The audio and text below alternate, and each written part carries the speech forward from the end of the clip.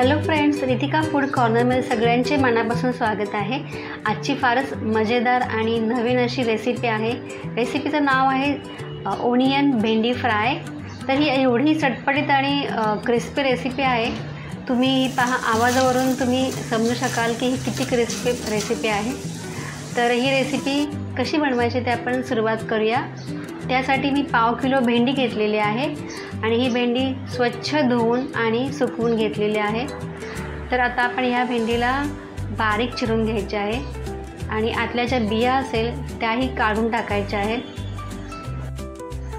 तर फ्रेंड्स, थोडा वेळ लागेल, परंतु भेंडी जेवढी बारीक चिरू ना तेवढा भेंडीला क्रिस्पीपणा छान येईल। तर दाखवल्याप्रमाणे भेंडी बारीक चिरून आपल्याला घ्यायची आहे।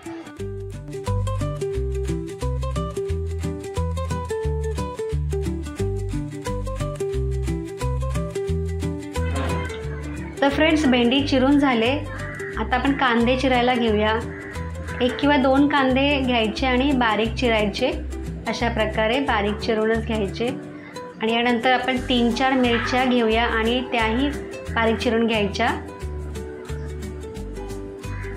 आणि एका बाउलमध्ये हे तिन्ही साहित्य आता एकत्र करूया।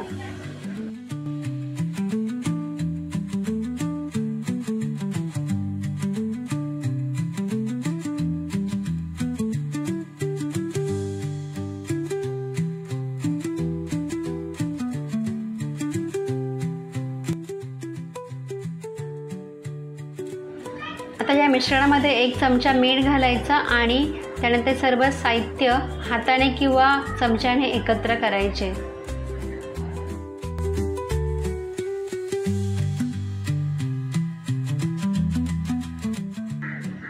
साहित्य हे सर्व मिक्स झाल्यानंतर आपण अर्धा लिंबू घेतलेला आहे, त्याचा रस आपण यामध्ये घालणार आहोत। आणि त्यानंतर 1 चमचा हळद, 1 चमचा लाल तिखट, 1 चमचा लाल काश्मीरी मिरची पावडर, 1 चमचा गरम मसाला आणि 1 चमचा धना पावडर घालून हे साहित्य पुन्हा एकदा चांगले मिक्स करून घेणार आहोत।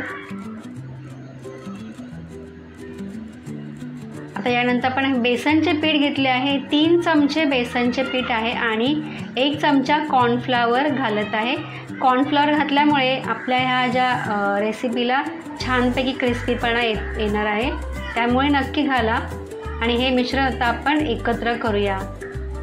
यानंतर मिश्रण चांगले एकत्र झाल्यानंतर आपण कढईमध्ये तेल तापत ठेवले आहे। त्या तेल असे चांगले तापले की गॅस कमी करायचा आणि यामध्ये हे जे भेंडी कांदा जे आपण मिश्रण केलेले आहे ते असे सुट्टे सुट्टे करून घालायचे।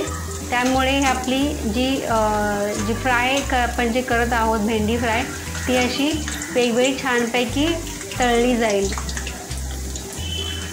आणि गॅस कमीच ठेवायचा आणि कमी गॅसवर हळूहळू लालसर रंगावर येईपर्यंत आपण हे तळून घेणार आहोत।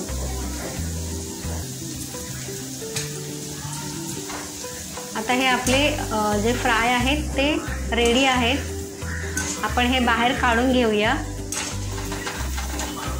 आणि हळूहळू तळल्यामुळे ह्याला छानपैकी असा क्रिस्पीपणा येतो। हे पहा, आपले हे ओनियन भेंडी फ्राय रेडी आहेत आणि खूप सुंदर दिसत आहेत। तर फ्रेंड्स, फारच कमी वेळामध्ये हे स्नॅक्स बनते। फक्त भेंडी चिरायची मेहनत आहे, बाकी फारच सर्व इझी आहे आणि खूपच कुरकुरीतपणा येतो। ही रेसिपी नक्की बनवा आणि मला कमेंटमध्ये सांगा की ही रेसिपी कशी झाली। तोपर्यंत लवकरच भेटूया नवीन रेसिपीमध्ये। धन्यवाद।